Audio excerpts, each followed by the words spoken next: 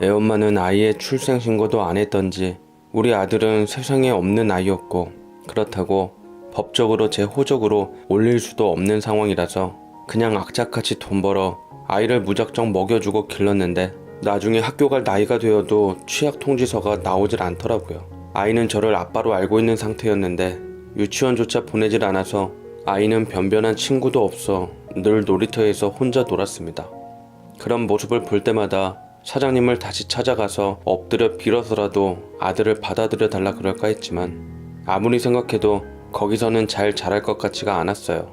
일단 아버지라는 사람이 나몰라라 배째고 나오니 통탄할 일이었죠. 돈은 어떻게 해서든 벌어서 아이를 돌볼 수 있었지만 호적 문제는 제가 해결할 수 없는 것이었습니다. 애 때문에 내키지 않는 결혼을 할 수도 없는 노릇이고, 매일 한숨만 늘어가던 찰나에 다행히 제게 구원의 손을 뻗는 사람이 있었습니다.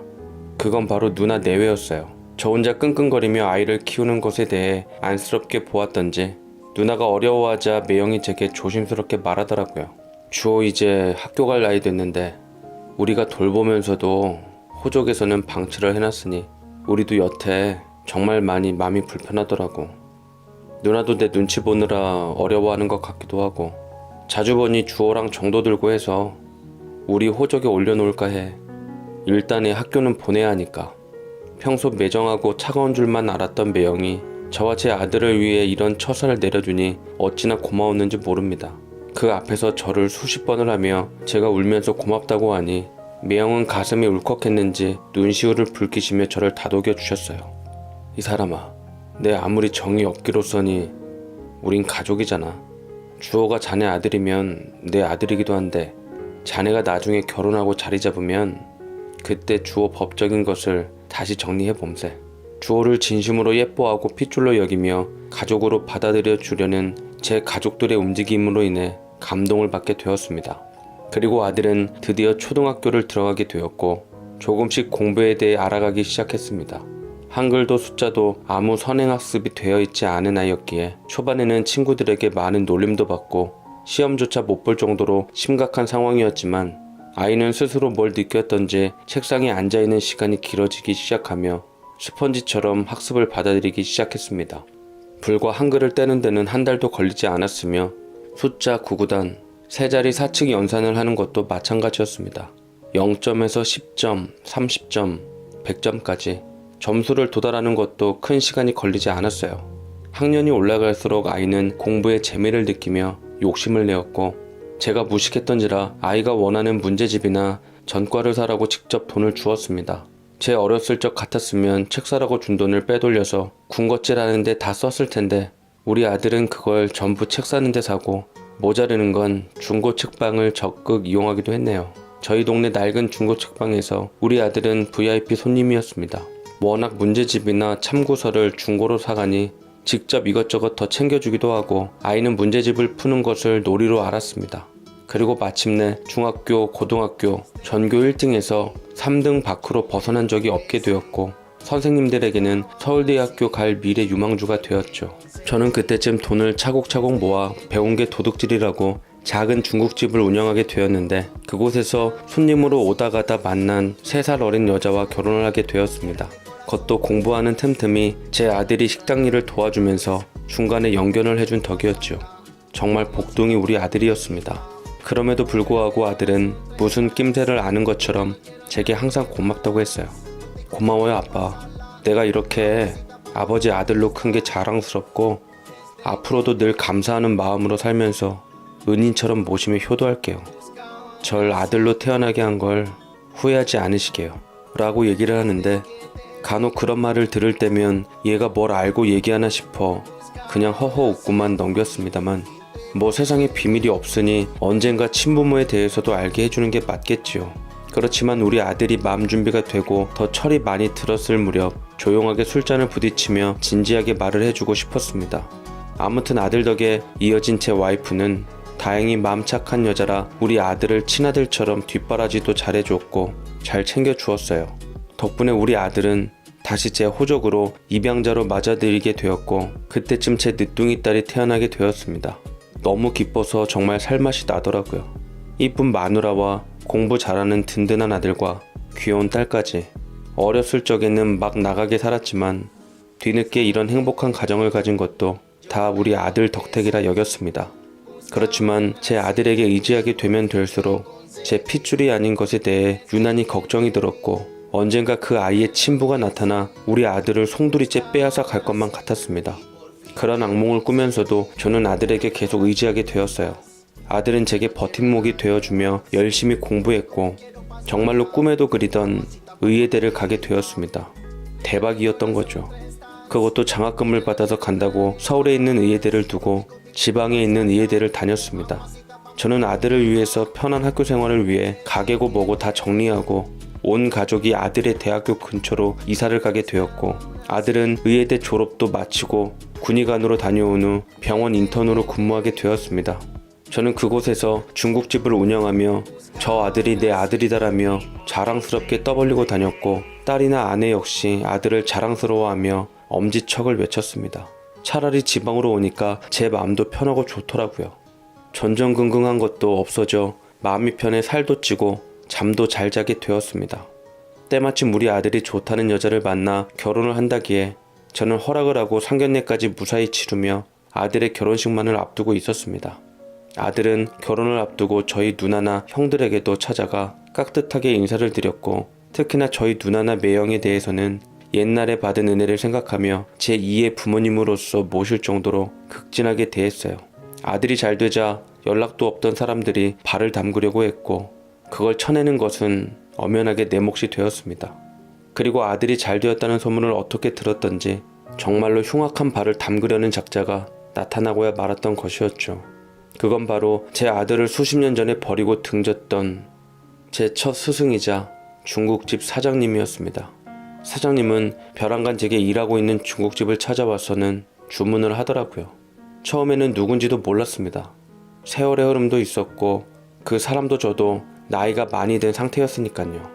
노인이었지만 참으로 정정한 사람이었습니다.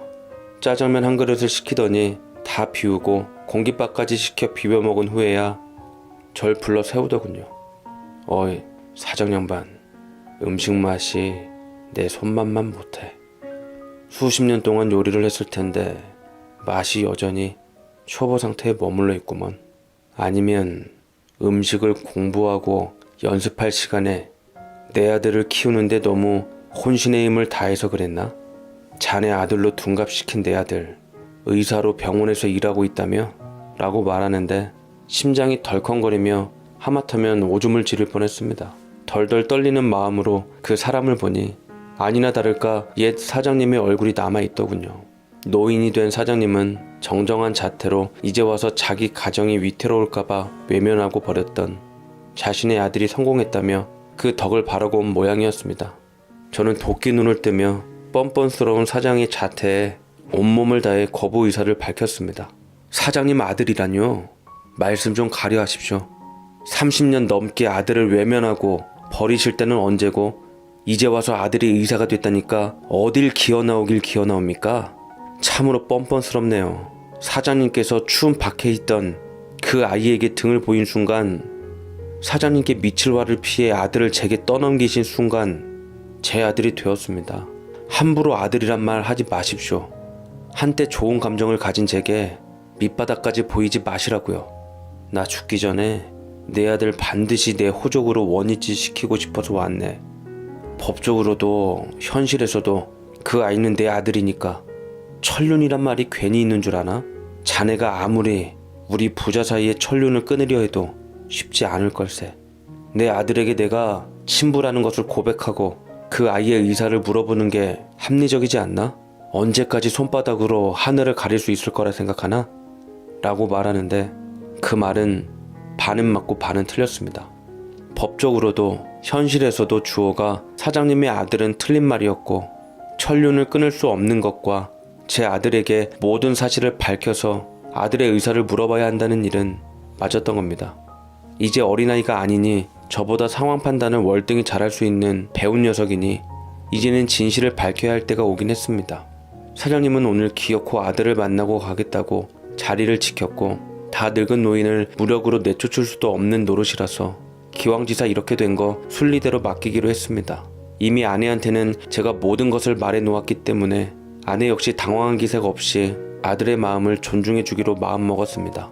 저는 아들에게 전화를 걸어 오게 했고 아들은 퇴근 후 저희 가게로 영문도 모른 상태로 왔는데 제 심각한 목소리를 듣고 많이 걱정스러운 얼굴이었어요. 부랴부랴 오자 사장님은 직감적으로 그 녀석이 친아들임을 깨닫고 눈물을 글썽이고는 아들을 안고서 통곡을 했습니다. 내 아들이구나 네가. 이렇게 잘 자라주었다니. 어디 보자 내 새끼. 내가 그날 너를 저 사람한테 보내고 두 발 뻗고 잠을 잔 적이 없었다. 우리 와이프 먼저 보내고 아들 하나 있는 거 지금 날 찾지도 않은 채 보지도 않고 있어. 내가 이렇게 산다 아들아. 죽을 날만을 기다리고 있는 나한테 네가 희망이고 보배인 거야. 병 때문에 오래 살지 못할 것 같은데 남은 시간이라도 나와 함께 해주지 않으련? 라고 아들에게 통사정을 하는데 자신의 목숨을 빌미로 버린 아들한테 용서와 자비를 바라는 모양새가 썩 보기 좋진 않더라고요. 가뜩이나 동정심 많은 녀석이라 저런 얘기를 들으면 혼란스러워할 텐데 가슴이 먹먹해지고 답답해져 왔습니다. 하지만 정말 그 사람 말 맞다나 제가 마음에 동요를 하게 되면 천륜을 어기는 꼴이 되니 그럴 수는 없고 온전히 아들의 판단과 결정에 맡길 수밖에 없는 노릇이었죠. 아들은 처음에는 무척이나 놀라는 듯 했지만 침착함을 되찾고 한동안 아무 말 없이 얼어있다가 친부한테 다가가서 유전자 검사를 해야 자신도 확인할 수 있겠다며 면봉으로 친부의 DNA를 채취해 갔습니다. 그리고 일단 돌아가시라고 연락을 드리겠다고 점잖게 말을 하더라고요. 그리고 며칠 뒤 유전자 검사표를 확인한 듯 아들은 아니나 다를까 멍해하며 혼란스러운 모양새였습니다. 이름을 불러도 대답도 안 하고 멍하니 정신이 나가 있는 상태였죠. 가뜩이나 힘들어하는 아들에게 기회나 시간은 주지 못할 망정 신부라는 사람은 사사로운 욕심과 질투로 인해서 저희 가게에 뺀질나게 드나들며 아들을 재촉했고 아들은 결정을 할 수밖에 없었습니다. 남의 의사 아들을 도둑질해 가서 호의호식하며 살고 벗겨서 날로 먹으려는 인간들 다 매장시키고 법의 심판을 받아야 한다며 생떼를 부리는 친부로 인해 몇 날 며칠 동안 장사를 못하고 피켓 시위를 하며 아들을 날도둑질한 참으로 나쁜 인간으로 묘사를 하며 욕을 해대는데 왜 이렇게 추악하게 늙으셨는지 지난날의 좋았던 기억마저 다 어그러지니 날이 갈수록 배신감이 느껴지고 화가 났습니다. 하지만 딴에는 오죽 아들에 대한 그리움이 절실하면 그럴까 싶어서 되려 씁쓸하고 동정심이 일어나기도 했죠. 아들 녀석은 쭉 지켜보다가 자기 친부를 말리며 성을 내더라고요. 그 또한 한 번도 보지 못한 아들의 모습이었습니다. 저기요, 죄송합니다만 다신 그쪽 분을 안 보기로 다짐했습니다. 아무리 생각해봐도 여태 키워주신 아버지의 은혜가 있는데 고작 핏줄 하나에 그 수많은 세월의 정성과 노력을 저버리기에는 지금 아버지와의 정이 너무 두텁습니다. 지금의 아버지를 저버릴 수가 없습니다. 사람으로서 할 짓이 아닌 것 같아서요. 낳아주셔서 감사드리고 훗날 나중에 또 다시 천륜으로 엮인다면 그때는 절 버리지 마세요. 제 몸과 마음을 다해 효도하겠습니다.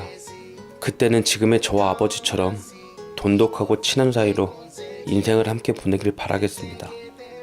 그러자 사장님은 작정하고 온 듯 악에 바친 듯 아들의 등에 고래고래 소리를 지르며 마구잡이로 아들을 쳤습니다. 자신이 제 아들의 진짜 아비라며 이 세상에 널 있게 해준 애비를 어떻게 생판남이랑 비교할 수가 있냐며 피는 물보다 진하다고 온갖 소리를 해대며 아들을 그렇게 쳤어요. 그러자 아들은 지금의 저와 아버지의 정은 천륜보다 강하니까요. 죄송합니다. 제 천륜은 타고나는 것이 아니라 만들어가는 것입니다. 저는 그렇게 생각하고 있어요. 저는 하마터면 감동에 벅차올라 울컥거려서 아들 앞에서 눈물을 보이고 말았습니다. 유전자 검사가 나온 후 친부모한테 갈 줄 알았는데 끝까지 의리를 지키는 아들의 모습에 너무나 고마운 탓이었습니다. 사장님은 단호한 친아들의 태도에 더 이상 뭐라 할 것도 없이 그대로 돌아섰고 아들은 돌아선 그 등 뒤에서 하염없이 눈물을 쏟았습니다. 그리고 두 번 다시 사장님은 저희 가게에 걸음을 하시지 않았고 아들은 2년 후 사장님이 돌아가신 후에야 장례식에서 뵙고 장례식 내내 울고 소리내어 또 울었습니다. 평생 울음을 다 쏟아내는 것처럼 폭포수 같은 눈물이 끊임없이 내렸지요. 사장님의 상주는 어렸을 때 보았던 첫째 아들이었고 그 첫째 아들은 혹여나 아버지의 남은 재산에 우리 아들이 눈독을 들일까 호시탐탐 경계를 늦추지 않았습니다. 사장님은 그토록 후회하고 참담한 심정도 모르고 천륜을 어긴 배신한 아들이라고만 생각했던지 괘씸했던지 단 한 푼도 남기질 않고 모두 큰아들에게만 넘겼습니다. 하지만 아들만큼 돌아가신 사장님을 잘 챙기는 사람은 결코 없었어요. 모두가 돌아가신 분을 잊으려 할 때 생전 딱 한 번 본 그 모습만 기억하며 살아가고 있습니다. 지금 제 아들은 의사가 되어 근무하고 같은 의사인 며느리와 결혼하고 손주들과 가정 이루었는데 부디 그 녀석의 결정에 후회하지 않고 죄책감이나 그와 관련된 어떠한 힘든 감정 없이 지금처럼 행복하길 바랍니다. 저 역시 정과 의리가 천륜보다 강하다는 말을 믿고 있고 여러분들에게 이 작은 진리를 제 몸소 경험한 것으로 알리고 싶었네요. 제 사연 끝까지 읽어주셔서 감사드립니다.